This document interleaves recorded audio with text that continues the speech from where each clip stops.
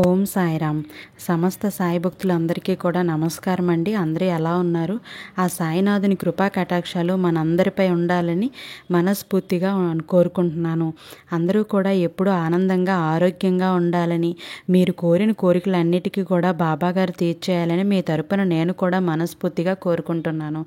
ముందుగా బాబాగారి పాదపద్మలకు ఒక్కసారి నమస్కరించుని వీడియోలోకి అయితే వెళ్ళిపోదాం రండి. బాబాగారు సాయి మాటగా నా నోట ఏం పలికిస్తున్నారు, బాబాగారు ఈరోజు ఏం సందేశం ఇవ్వబోతున్నారు అన్నది చూద్దాం రండి. వచ్చే పౌర్ణమిలోపు మనకి అమ్మవారు నీతో ఏదో చెప్పాలంట, వినకపోతే చాలా నష్టపోతావు, ఇప్పటికే నువ్వు చాలా బాధల్లో ఉన్నావు, అది ఏదో నీ జీవితానికి సంబంధించిన ఒక రహస్యం అంట అని బాబాగారు ఈరోజు మనకి ఈ వాక్యాన్ని చెప్పారు. బిడ్డ, ఎట్టి పరిస్థితుల్లో కూడాను ఈ పౌర్ణమి గడియలను వదులుకోవద్దు. ఎందుకు అంటే సాక్షాత్తు లక్ష్మీ అమ్మవారే శుక్రవారం నాడు స్వయంగా వచ్చి నీకు ఏదో చెప్పాలి అని చెప్తున్నారు. ఎందుకో ఆరాటపడుతున్నారు, నీతో మాట్లాడాలని, ఏదో విషయంలో నిన్ను హెచ్చరించాలని చూస్తున్నారు, లేదా నీ జీవితంలో ఏదో ఒక అద్భుతం జరగబోతుందని నీకు చెప్పాలని చూస్తున్నారు. ఏది ఏమైనా సరే ఈరోజైతే అమ్మవారు, లక్ష్మీ అమ్మవారు నీ జీవితానికి సంబంధించినటువంటి ఒక అతి ముఖ్యమైన రహస్యాన్ని నీతో చెప్పాలని చెప్తున్నారు. బిడ్డ, నిజంగా ఈ పౌర్ణమిలోపు ఈ అమ్మవారి సందేశం గనుక నీ చెవిన పడింది అంటే నీవు అంత అదృష్టవంతుడివి ఇంకొకరు ఉండరు. ఎందుకంటే సాక్షాత్తు అమ్మలు కన్నా అమ్మ శ్రీ మహాలక్ష్మీదేవి నీకు సందేశాన్ని అందివ్వబోతుంది. అంటే ఎంత అదృష్టం చేసుకుంటే ఇలాంటి అవకాశం వస్తుంది తల్లి. కోట్లల్లో ఒక్కరికి మాత్రమే దక్కే అవకాశం నీకు దక్కుతుంది. ఈరోజు బిడ్డ వదులుకోకు, ఎట్టి పరిస్థితుల్లోనూ వదులుకోవద్దు. నిజంగా వదులుకున్నావు అంటే నీ అంత దురదృష్టవంతురాలు ఇంకొకరు ఉండరు తల్లి. ఆ తర్వాత తీరిగ్గా బాధపడాల్సిన రోజులు వస్తాయి. ఆ రోజు నా బాబా లక్ష్మీ అమ్మవారు కలిసి నాకు ఏదో చెప్పాలి, చేయాలి, మంచి చేయాలి అని సందేశం అందిస్తే నేను అందుకోలేకపోయాను. ఈరోజు నిర్లక్ష్యంతో తోసిపుచ్చుకున్నాను, అందుకే ఈ బాధలు అనుభవిస్తున్నాను అని బాధపడే రోజు ఒకటి తెచ్చుకోవద్దు తల్లి అంటూ బాబాగారు మనకు తెలియని ఒక నిగూఢ అర్థాన్ని సందేశంగా పంపిస్తున్నారు. అలాగే పౌర్ణమిలోపు నీ జీవితంలో ఏదో జరగబోతోంది, లక్ష్మీ అమ్మవారు నేను హెచ్చరించాలని వస్తున్నారు అంటూ బాబాగారు పదే పదే అంటున్నారు. అంటే ఎందుకు బాబాగారు పదే పదే ఇలా అంటున్నారో ఖచ్చితంగా ఇందులో తెలుసుకోవాల్సిన అర్థం, పరమార్థం ఏదో ఉంది. లేకపోతే బాబాగారు ఇంతలా చెప్పరు కదా. నిజంగా బాబాగారి మాటలు విని, బాబాగారి సందేశాలు విని, బాబాగారు అడుగు జాడల్లో నడిచి బాబాగారి గొడుగు నీడలోకి వెళ్ళిపోతే ఆ తర్వాత మన జీవితంలో కన్నీళ్ళు అన్నవే మనల్ని తాత్కాలికంగానే గజగజలు ఉనికిపోతూ ఉంటాయి. బాబాగారు వాటన్నింటినీ కూడా మన నుంచి దూరంగా తరిమి కొడతారు. ఖచ్చితంగా నిజంగా బాబా భక్తులైతే ఎవరైతే ఉన్నారో వాళ్ళు వీడియోకి ఒక చిన్న లైక్ ఇచ్చి, వీడియో ఎక్కడా స్కిప్ చేయకుండా చివరిదాకా చూసి మన ఛానల్ని ఫస్ట్ టైం చూస్తున్నట్లయితే సబ్స్క్రైబ్ చేసుకోండి. వీడియో చివరి వరకు చూసే ప్రయత్నం చేయండి. బాబాగారి మీద ఏమాత్రం భక్తి, విశ్వాసం ఉన్నా, ప్రేమ ఉన్నా సరే ఇక ప్రతి ఒక్కరూ కూడా చివరి వరకు ఈ వీడియోని చూడండి. ఓం సాయిరామ్ అని కామెంట్ చేయండి. వీడియోలోకి అయితే వెళ్ళిపోదాం. పౌర్ణమిలోపు అమ్మవారు ఏం చెప్పాలని చూస్తున్నారో తప్పకుండా తెలుసుకొని మీరు, ఎందుకంటే ఇది నీ జీవితానికి సంబంధించినటువంటి ఒక రహస్యం.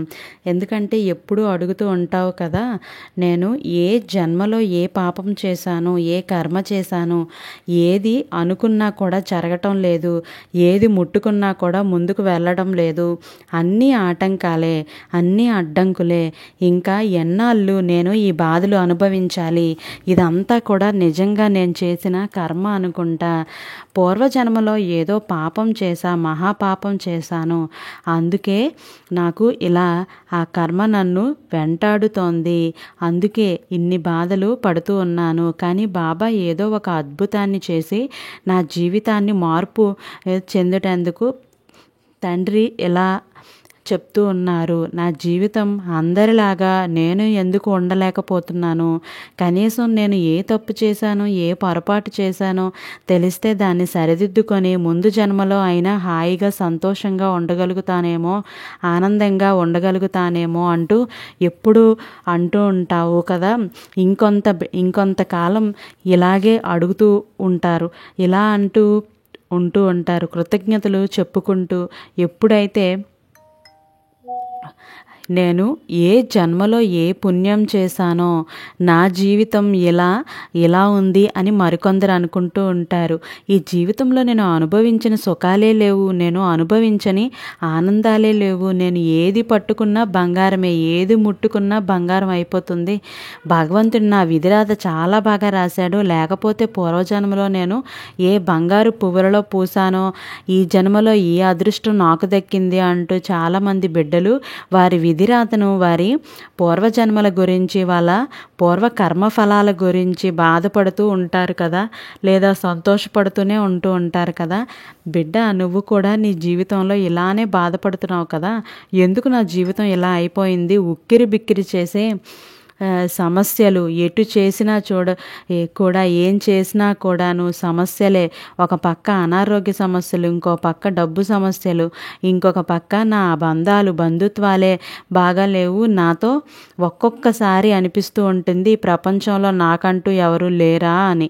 నేను ఒక్కదాన్నే ఇలా ఒంటరిగా జీవితం గడపాల్సిందేనా అంటూ బంధుత్వాలు లేక, ఇటు డబ్బు ఆస్తిపాస్తులు లేక, అటు పేరు ప్రతిష్టలు లేక ఎందుకు నేను ఈ జీవితంలో ఎలా బ్రతకాలి? అసలు నా కర్మ ఏంటి? ఇలా అనుకుంటూ ఉంటావు కదా. బిడ్డ, ఇదంతా కూడా నీకు తెలియాలి అని అంటే, నీ విధిరాత, నీ కర్మ గురించి తెలియాలి అంటే నువ్వు ఖచ్చితంగా ఈరోజు లక్ష్మీ అమ్మవారు నీతో ఒక కథ రూపంలో చెప్పమని చెప్పిన ఒక కథ విను. బిడ్డ, నీ బిడ్డ బాధల్లో ఉంది, తనకు ఓదార్పు కావాలి, నిట్టూర్పు కావాలి అని ఈ కథ నీకు చెప్పమని నాకు చెప్పింది. ఆ అమ్మ అందుకే ఈరోజు నీకు అందిస్తుంది. ఎందుకు అంటే సాక్షాత్తు ఆ అమ్మ లక్ష్మీ అమ్మవారు భక్తుడికి జరిగిన ఒక చిన్న విషయం ఇది. ఆ భక్తుడి జీవితాన్ని ఎలా ఆమె మార్చేసిందో, ఆకలి బాధల నుంచి ఎలా తప్పించిందో ఇవన్నీ కూడాను ఈరోజు నువ్వు చూడబోతున్నావు తల్లి.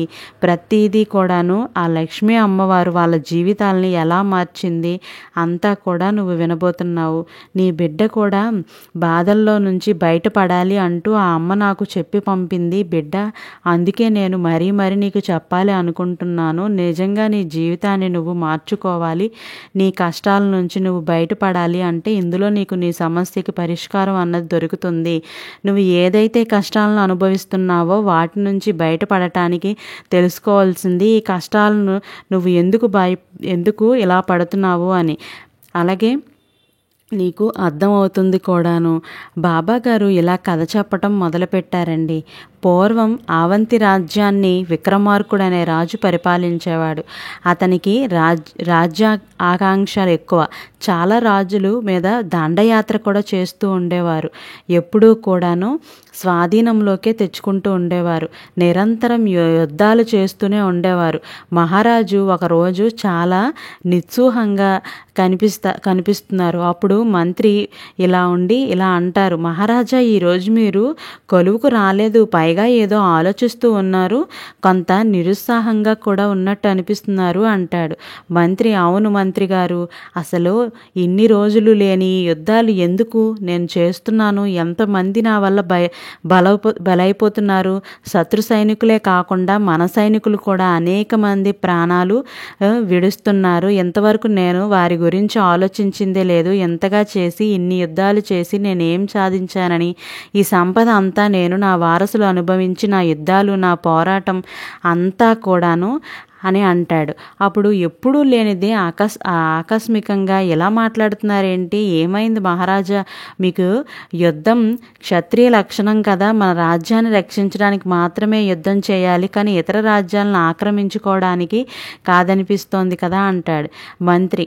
అప్పుడు నిన్నటి వరకు మీరు ఇలా లేదే, ఏమైంది? కాస్త వివరంగా చెప్తారా మహారాజా అని అనగా, నేను ఉదయాన్నే సూర్య నమస్కారాలు చేస్తూ ఉండగా ఒక వృద్ధురాలు నా నా దగ్గరికి వచ్చింది. మీ తరపున యుద్ధం చేసి నా కొడుకు మరణించాడు. నా భర్త సైతం ప్రాణాలను విడిచిపెట్టాడు. అందరి సమాధుల మీద నీ సామ్రాజ్యం నిర్మించుకుంటున్నావు. అంతేకాదు నాలాగా వారి ఆధారం కోల్పోయిన వారు ఈ సామ్రాజ్యంలో ఎంతమంది ఉన్నారో తెలుసా? వారి ఉసిరంతా నీకు తగలకపోదు, వారి కడుపు మంట అంతా నీకు తగలకపోదు, వారి కడుపు కోత నిన్ను కబలిస్తోంది అని ఒక పెద్ద ఆవిడ శాపనార్థాలు పెట్టింది. ఎవరు నువ్వు ముసలిదానా, నన్ను ఎదిరించి మరీ మాట్లాడుతున్నావు, నీకింత ధైర్యం ఎక్కడి నుంచి వచ్చింది అంటాడు. అప్పుడు రాజు, ఏం చేస్తావు మహారాజా, మహా అయితే నన్ను చంపుతావు. ఎంతో మందిని బలికొన్న నీకు నన్ను చంపటం ఒక లెక్కపోయినా జన్మలో ఎంతో పుణ్యం చేసుకుని ఉంటావులే, ఈ జన్మలో లభించింది. కానీ నువ్వు దాన్ని సద్వినియోగం చేసుకోకుండా ఎన్నో పాపాలు చేస్తున్నావు. నీ పాపాలకు తప్పకుండా వచ్చే జన్మ హీన జన్మ లభిస్తుంది అని అంటుంది. ముసలావిడ దానికి రాజు అయ్యుండి కూడా అలా అంటున్నావేంటి? ఓహో, అన్నీ తెలిసిన దానిలాగే ఉన్నావు, మాట్లాడుతున్నావు, వాగింది చాలు, నేను కత్తి తీయక ముందే ఇక్కడ నుంచి వెళ్ళిపో అంటాడు. నీకు కత్తి తీయడం తప్ప ఏం తెలుసు మహారాజా? అయినా నువ్వు ఈ జన్మలో మారవు. నీకు వచ్చే జన్మ ఎలాంటి జన్మ వస్తుందంటే అసలు నువ్వు తలచుకుంటేనే ఊహించుకుంటేనే గజగజ వణికిపోతావు. అలాంటి జన్మ నీకు వస్తుంది అంటూ ఆ పెద్ద ఆవిడ అలా శాపనార్థాలు పెట్టి వెళ్ళింది. అసలు ఈ జన్మల్లో ఏంటి మంత్రి గారు, ఈ జన్మలు అనేవి నిజంగా ఉంటాయా? పోయిన జన్మలో నేను అంత పుణ్యం చేసుకున్నానా? ఈ జన్మలో నేను అంత పాపం చేసుకున్నానా? అసలు పోయిన జన్మ అంటూ ఉండటం నిజమైన ఆ వృద్ధరాలు చెప్పినట్లు వచ్చే జన్మలో నాకు అంత నీచమైన జన్మ లభిస్తుందా? నాకు అంత అయోమయంగా ఉంది. దీని గురించి మీకు ఏమైనా తెలుసా మంత్రి గారు అంటాడు. పెద్దలు చెప్పింది విని తెలుసుకోవడం తప్ప నాకు మాత్రం ఏం తెలుసు మహారాజా? మన కర్మలను బట్టి మన జన్మం నిశ్చయించి ఉంటుందని పెద్దలు ఎప్పుడూ చెబుతూ ఉంటారు అంటాడు. మంత్రి, అదే నిజమైతే నేను పోయిన జన్మలో ఎవరు చేసిన పుణ్యం ఏంటి, ఆ వివరాలు నాకు ఎవరు తెలియచేస్తారు అంటాడు. మహారాజు, పోయిన జన్మ విషయాలు మనకి మాత్రమే గుర్తుండవు కదా. మహారాజు చెప్పిన జ్యోతిష్యాలు కూడా రాబోయే భవిష్యత్తు గురించి చెప్పేవారికి, కానీ పోయిన గత జన్మ గురించి వారికి కూడా తెలియజేసే అంత తెలివైతే లేదని నేను అనుకుంటున్నాను. అంతవరకు అలాంటి వారిని ఇంతవరకు కూడా నేను చూడలేదు. అయితే ఒక పని చేయండి, రాజ్యంలో దండోర వేయించండి అంటాడు. రాజు ఇక రాజుగారి గత జన్మ వివరాలు తెలియజేసిన వారికి 1,00,000 వరహాలను అందచేయటం, అంతేకాక మరొక ముఖ్యమైన విషయం ఏంటంటే ఆ వివరాలు గనక మీరు తప్పుగా చెప్పినట్లయితే ఆ రాజుగారు అలా భావిస్తే గనక వెంటనే ఉరి తీయటం కూడా జరుగుతుందని దండోర వేయిస్తారు. అలా రాజుగారి గత జన్మ వివరాల గురించి దండోర వేయించడం జరుగుతుంది. అది విని కొంతమంది ముందుకు వస్తారు. వారు ఎవరు సరిగ్గా చెప్పలేదని రాజుగారు నమ్మటంతో వారికి శిక్ష విధిస్తారు. ఒక పేద పూజారి అయినటువంటి లక్ష్మీ అమ్మవారి దేవాలయంలో అర్చకుడు ఉంటారు. ఆయన భార్య ఇలా అంటుంది, ఏమండి, ఇంట్లో కాస్త ధాన్యం ఉంటే గంజి కాసాను, ఇది తాగి వెళ్ళండి అంటుంది. అప్పుడు ఆయన అంటాడు భార్యతో, వద్దులే, నిన్న కూడా నువ్వు ఏమీ తినలేదు కదా, 2 రోజుల నుంచి వస్తాలే ఉంటున్నాయి, అది నువ్వే తాగు. ఈరోజు ఏదైనా తినడానికి ఒక పండో ఫలమో తీసుకొస్తాను, ఆలయం తెరిచే సమయం అయింది, ఇక నేను బయలుదేరతాను అంటాడు. పంతులు గారు అలా రామశర్మ ఆలయానికి చేరుకొని పూజ చేసి పూజ తర్వాత అమ్మతో తన బాధనంతా రోజు వెల్లగించినట్టే చెప్తూ ఉంటాడు. కన్నీళ్లు పెట్టుకుంటాడు. ఇంకా ఎన్నాళ్ళు తల్లి నాకు ఈ జీవితం, ఇంకా ఎంతకాలం నేను ఇలా ఉండిపోవాలి? అమ్మ, ఈ ప్రాంతంలో ప్రజలు ఒక్కరు కూడా ఆలయానికి రావటం లేదు. వచ్చిన భక్తులు కూడా కడుపేదవారు, నాకు దక్షిణగా ఏమీ ఇవ్వటం లేదు. అసలు నాకు దక్షిణగా ఇచ్చే స్తోమత వాళ్ళకి లేదు, నాకు ఏమీ దక్కటం లేదు. తల్లి, నా భార్య నేను చాలా రోజులుగా పస్తుల్లో ఉంటున్నాను. నేను ఆకలితో ఉన్నందుకు నాకు బాధగా లేదు తల్లి, కానీ నేను ఆకలితో చనిపోతే రేపటి నుండి ఈ పూజలు ఎవరు చేస్తారు అని చాలా బాధగా ఉందమ్మా. నీ ఆలయానికి వచ్చే వాళ్ళు ఎవ్వరూ ఆలయాన్ని శుభ్రం చేసి వాళ్ళు ఎవరు నీకు నిత్యం అభిషేకాలు చేసేవాళ్ళు ఉంటారు, ఎవరు నిన్ను అలంకరిస్తారు, నీకు నైవేద్యం పెట్టేవాళ్ళు ఎవరమ్మా? నేను పోతే అన్న బెంగ నాకు పట్టుకుంది తల్లి అని బాధపడుతూ ఉన్నారండి. నాయన, బాధపడకు, ఎదురుగా ఉన్న పువ్వులు అక్షంతలు తీసుకొని ఈ దేశపు రాజుగారి దగ్గరికి వెళ్ళు, అతని దగ్గరికి వెళ్ళి తన పూర్వజన్మ వివరాలు తెలియచేస్తానని చెప్పు అని అంటుంది. అమ్మవారు అమ్మ, నాకు రాజుగారి పూర్వజన్మ వివరాలు అసలు తెలియదు కదమ్మా, ఎలా తెలియజేస్తాను? పైగా తప్పు గనక చెప్తేనంట శిక్ష విధిస్తారంట, అది తెలిసిందే కదా. దానికి అమ్మవారు ఇలా అంటారు, నువ్వు చైతన్యపురి అనే గ్రామానికి వెళ్ళు, అక్కడ ఒక గుడ్డి ఎద్దు ఉంటుంది, దాని దగ్గరికి వెళ్ళి ఈ పువ్వుల అక్షింతలు ఆ గుడ్డి ఎద్దు మీద చల్లి దాన్ని గనుక నువ్వు రాజుగారి పూర్వజన్మ గురించి అడిగితే రాజుగారికి సమాధానం దొరుకుతుంది అంటుంది. అమ్మవారు అలాగా తల్లి, మీరు ఇలా చెప్పినట్టే బయలుదేరి రేపే రాజ్యాన్ని చేరుకుంటాను అని అంటారు. రామశర్మ అలా పువ్వుల అక్షింతలు తీసుకొని ఒక మాట కనుక అనుకొని రామశర్మ గారు ఇంటి నుంచి వెళ్ళారు. అప్పటికే భార్య ఇంటిలో పంచభక్ష పరమాన్నాలతో చక్కగా భోజనం సిద్ధం చేసి ఉంచుతుంది. ఇక భార్యతో ఇలా అంటాడు, మనకు మంచి రోజులు రాబోతున్నాయి అని. దానికి అతని భార్య, మంచి రోజులు రావటం ఏంటండి, మనకు ఈ రోజు నుంచి రోజులు వచ్చేసాయి. మీరు అటు వెళ్ళగానే మీ నాన్నగారికి ఎవరో బాకీ ఉన్నారట, 100 బంగారు నాణాలని మీకు ఇవ్వాల్సి ఉందని అది తీసుకొని వచ్చి ఇచ్చి కావలసిన సరుకులన్నీ కూడా అందించి వెళ్ళారు. ఈరోజు మనం పంచభక్ష పరమాన్నాలతో భోజనం చేయబోతున్నాం, అందుకే భోజనాలన్నీ కూడా సిద్ధం చేశాను అని అంటుంది. అవునా, నాకు తెలియకుండా మా నాన్నగారికి బాకీ ఉన్నది ఎవరు? అంతా ఇది అమ్మ దయే అనుకుంటాడు. నాకు తెలిసి నాన్నగారికి ఇవ్వవలసిన వారు ఎవరూ లేరు అంటారు. రామశర్మ, సరే నేను చెప్పబోయేది, నేను రాజుగారి పూర్వజన్మ వివరాలను చెప్పబోతున్నాను. వారికి 1,00,000 బంగారు నాణాలను బహుమతిగా ఇస్తానని ప్రకటించారు కదా, నేను రేపే ఆ వివరాలను తెలియచేయడానికి రాజధాని వెళ్తున్నాను అంటాడు. ఎందుకు వచ్చిందండి, వివరాలు సరిగ్గా చెప్పకపోతే శిక్ష విధిస్తారంట కదా అని అంటుంది భార్య. దానికి రామ్ శర్మ ఇలా అంటారు, లేదు, నువ్వేం భయపడకు, నాకు అమ్మ అన్ని వివరాలు చెప్పి పంపించింది, రాజుగారి ముందు జన్మ గురించి కూడా చెప్పి పంపించింది, దానికి నువ్వు బాధపడాల్సిన పని అస్సలు లేదు, ధైర్యంగా ఉండు, నేను వెళ్ళి వస్తాను అని అంటారు. రామ్ శర్మ వలె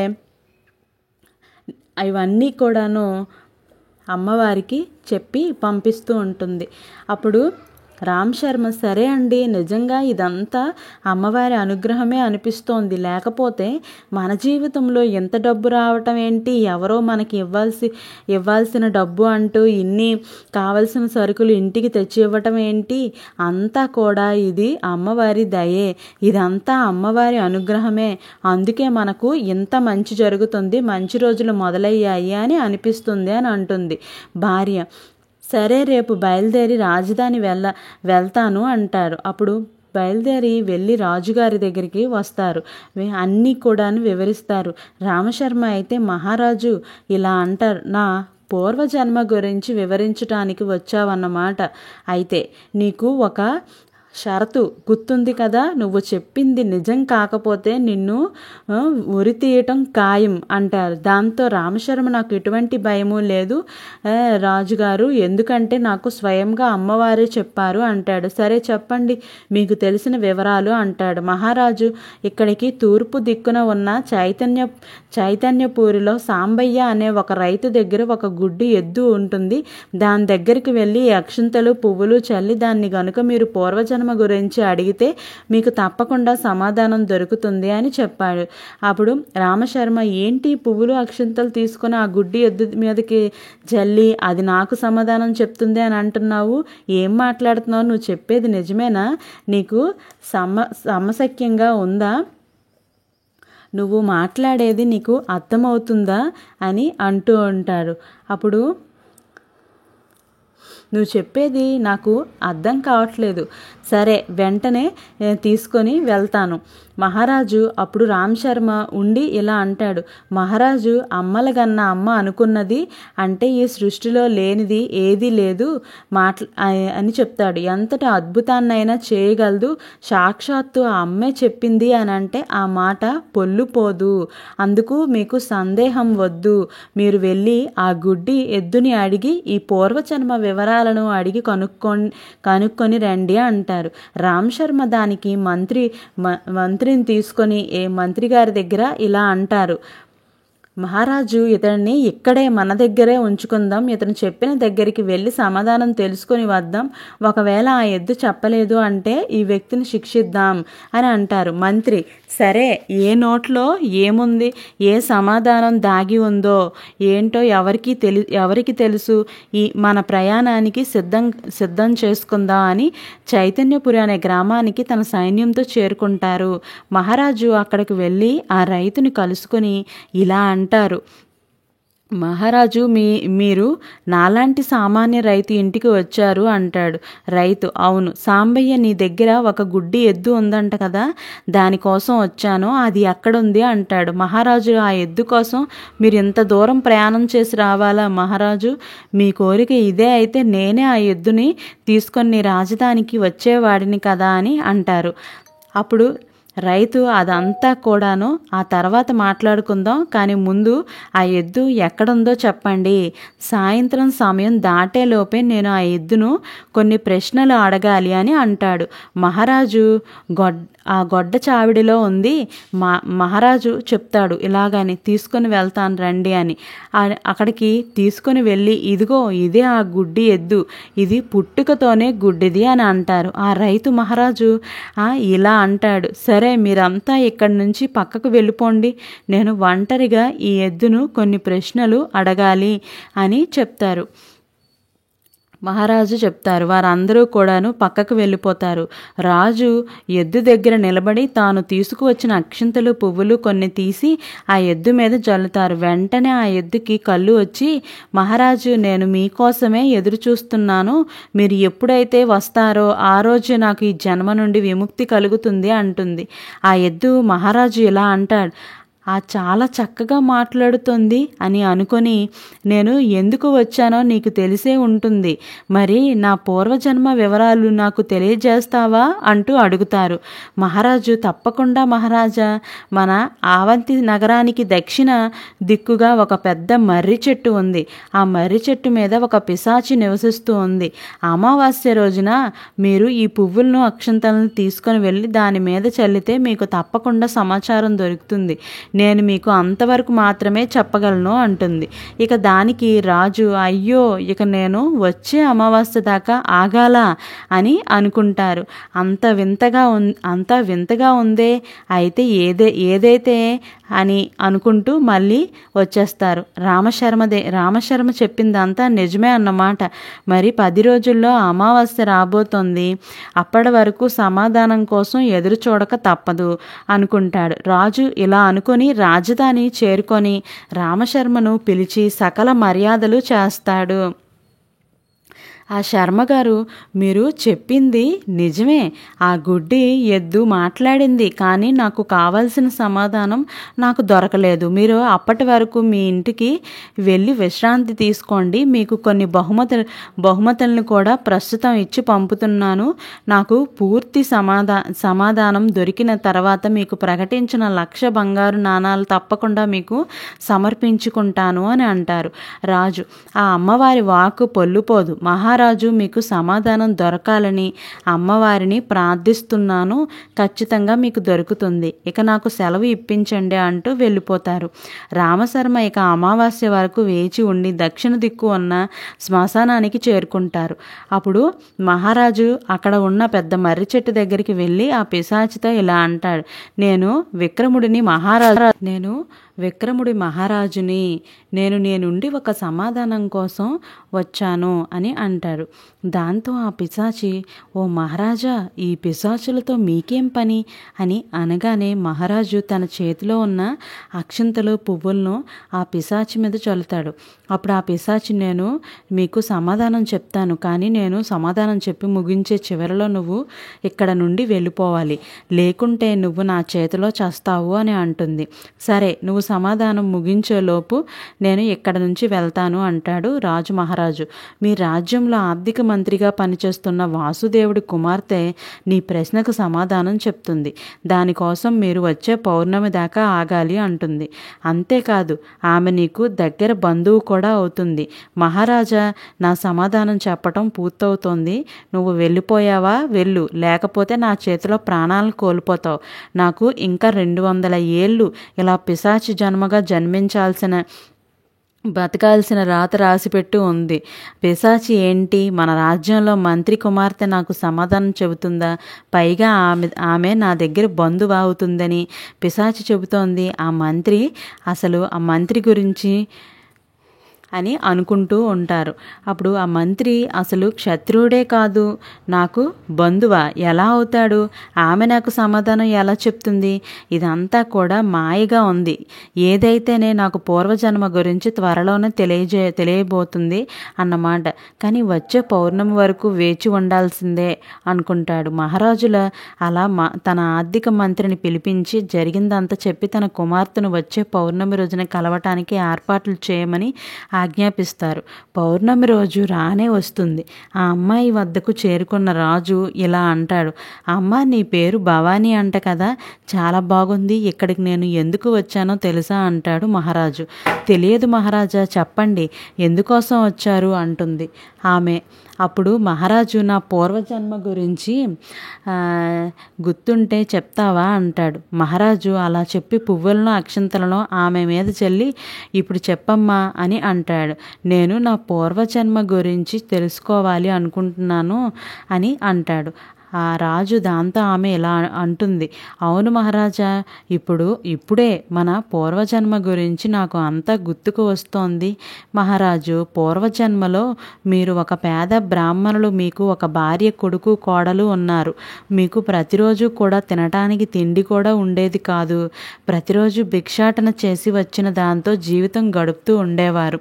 అలా ఉండగా రోజులుగా మీకు ఎటువంటి భోజనం ఉండదు. మీరు ఎలాగో అలాగ 4 గుప్పెళ్ళు ధాన్యాలు భిక్షాటన ద్వారా సంపాదించి ఇంటికి తీసుకొస్తూ ఉండేవారు. మీరు తీసుకువచ్చిన ఆ ధాన్యాన్ని చూసి ఎంతో సంతోషపడేది. అత్యాశ కలిగిన గయ్యాలి అయినటువంటి మీ భార్య వాటిని కోడలికి ఇచ్చి, ఇదిగో భాగ్య, పెరట్లో కోసిన కాయకూరలు తెచ్చి కూర, ఈ ధాన్యంతో అన్నం వండు, ఈరోజు మంచి భోజనం చేయాల్సిందే అని అంటుంది. 2 రోజుల నుంచి అన్నం లేకపోయేసరికి తేలికగా ఉన్నట్లుంది, త్వరగా వండు అని వండించమ్మా అని అంటాడు. మీ కొడుకు, ఇక మీరు తెచ్చిన ధాన్యం ఇద్దరికీ కూడా సరిపోదు, కానీ ఏం చేద్దాం, నలుగురం కూడా ధాన్యం పంచుకొని తినాలి అంటుంది. మీ భార్య అలా భోజనం అంతా సిద్ధం చేసుకునే సమయానికి 4 ఆకుల్లో భోజనం వడ్డించుకుని తినటానికి కూర్చుంటారు. అదే సమయంలో అటుగా వెళ్తున్న ఒక బాటసారి వస్తాడు. తన భార్యతోటి, అయ్యా, చాలా ఆకలిగా ఉంది, తినటానికి ఏదైనా పెట్టండి అని పిలుస్తాడు.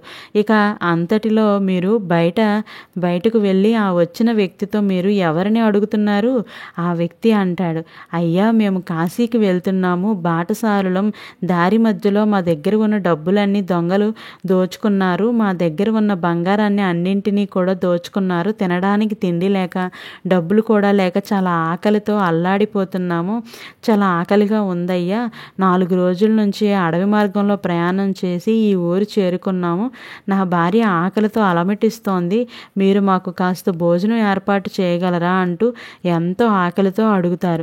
ఆ వ్యక్తి, మీరు ఒక్క క్షణం కూడా ఆలస్యం చేయకుండా మీరు వెంటనే కాలు కడుక్కుని సిద్ధంగా ఉండండి, మీకు భోజనం ఏర్పాట్లు చేస్తాను అని చెప్పి లోపలికి వెళ్ళి, చూడు, మన ఇంటికి 2 అతిథులు వచ్చారు, వారు 4 రోజుల నుంచి భోజనం లేకుండా ఉన్నారంట, మనం తినే దాంట్లో వారికి కొంత పెడదామని అంటారు. చాలా పాపం, ఆకలిగా ఉంది, ఎంతో బాధపడుతున్నారు అంటారు.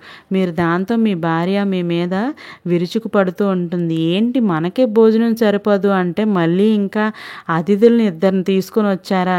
ఇది బాగానే ఉంది, భోజనం పెట్టడం కుదరదు, వెళ్ళిపోమని చెప్పండి అని అంటుంది. ఆవిడ ఆకలితో ఉన్న వాళ్ళకు అలా చెప్పి పంపటం భావ్యం కాదు అని మీరు అంటారు, నాకు తెలుసు. ఇక్కడ 4 ఆకుల్లోని కూడాను మనకి భోజనమే ఉంది, అందులో 2 ఆకులు నాకు నా కొడుక్కి కావాల్సిందే, ఇప్పుడు మిగిలిన 2 ఆకులు కావాలంటే వాటిని మీరు ఇచ్చుకోండి, నేను నా కొడుకు అస్సలు పస్తులు ఉండటం కుదరదు అంటుంది. ఆవిడ, సరే, మీ ఇద్దరి భోజనం మీరే చెయ్యండి అంటూ అమ్మ భవానీ అని పిలుస్తారు. కోడల్ని, మావయ్య గారు, మీరు నన్ను అడగవలసిన అవసరం లేదు, నా వంతుగా వచ్చిన భోజనం అతిథులకు ఇవ్వటానికి సిద్ధంగా ఉన్నాను అంటుంది. కోడలు, సరే, నువ్వైనా నన్ను అర్థం చేసుకున్నావు. అతిథులుగా నేను మన ఇద్దరి భోజనము కూడా సమర్పిస్తాను అని అంటాను. మీరు ఇలా రోజు మన వంతు భోజనాన్ని అతిథులకు ఇచ్చేస్తాము. అందుకు ప్రతిఫలంగా ఈ దేశానికి మహారాజుగా మీరు, ఈ దేశ ఆర్థిక మంత్రి కుమార్తెగా నేను జన్మిద్దాం అని అంటుంది. ఈ కథలో మీ కొడుకు ఎవరో కాదు, ముందు జన్మలో మీ కొడుకు. ఇప్పుడు మీరు ప్రశ్న ఎవరైతే అడిగారో ఆ గుడ్డి ఎద్దు మీ కొడుకే. శ్మశానంలో కలిసిన పిశాచి ఎవరైతే ఉన్నారో ఆమె మీ భార్య. అయితే నేను చేసిన ఎంత చిన్నదానికి కూడా ఎంత ప్రతిఫలం దక్కిందా అని అడుగుతాడు. మహారాజా, దానం చిన్నదా పెద్దదా అని కాదు, ఇక్కడ ఏ సమయంలో ఎవరికి దానం చేశాము అన్నదే ముఖ్యం. వారికి ఆ రోజు ఆహారం అందకపోతే ఆ సమయం అన్నం పెట్టి వారి ఆకలిని తీర్చేలాగా చేశాము అంటుంది మంత్రి కూతురు. అంతేకాకుండా కాశీయాత్ర చేస్తున్న వారికి ఆకలి తీర్చారు, అదే మీకు ఇంత పుణ్యాన్ని తెచ్చిపెట్టింది, మీకు నాకు కూడాను అని అంటుంది. మంత్రి కూతురు అయితే నేను చేసిన ఎంత చిన్న దానానికి నేను మహారాజుగా తల్లిని గుడ్డిగా నమ్మినందుకు, గుడ్డిగా అనుసరించినందుకు, నా కొడుకు గుడ్డి ఎద్దుగా ఆకలితో ఉన్నవారికి అన్నం పెట్టినందుకు నా భార్య పిశాచిగా పుట్టిందన్నమాట. అంటే కర్మఫలాలను బట్టే మన జన్మలు వస్తాయని నాకు ఇప్పుడే నమ్మకం కలిగింది అంటారు మహారాజు. ఇక అప్పటి నుంచి మహారాజు తనకు ఉన్నదంతా కూడా దాన ధర్మాలకే ఉపయోగించాడు. ఎవరిని బాధ పెట్టడం లేదు. బాబాగారు కథ చెప్పటం మొదలుపెట్టారు. బిడ్డ, నీకు అమ్మవారు ఈ కథ ద్వారా తెలియచేయాలనుకుంటున్నారో తెలిసింది కదా తల్లి. నువ్వు అనుభవిస్తున్న బాధ అయినా, కష్టమైన, సుఖమైన, సంతోషమైన పూర్వజన్మ కర్మఫలమే. అందుకే ఇప్పుడు ఈ జన్మలో నీకు అర్థమైంది కదా నువ్వు ఎలాంటి తప్పులు చేస్తే వచ్చే ఈ జన్మలో ఏదో అనుభవిస్తావో అని. అందుకే ఈ జన్మలో ఎలాంటి పాపాలు, తప్పులు, పొరపాట్లు చేయకుండా మంచి పనులు చేస్తూ ఉండు, మంచిగా ఉండు, ఆకలితో ఉన్న వాళ్ళకి అన్నం పెట్టు, నీకు తోచిన దాన ధర్మాలు చేస్తూ ఉండు. వచ్చే జన్మలో నీకు మహారాజ యోగం పట్టేలాంటి జన్మ నీకు లభిస్తుంది బిడ్డ అంటారు బాబాగారు. ఈరోజు అయితే చాలా అద్భుతమైన సందేశాన్ని అందించారు ప్రతి ఒక్కరికి కూడా. ఐ హోప్ ఈ వీడియో నచ్చిందని అనుకుంటున్నాను. అందరూ కూడాను రేపు మరొక మంచి వీడియోతో మీ ముందుకు వస్తాను. సర్వే జన సుఖినో భవంతు. Thank you for watching.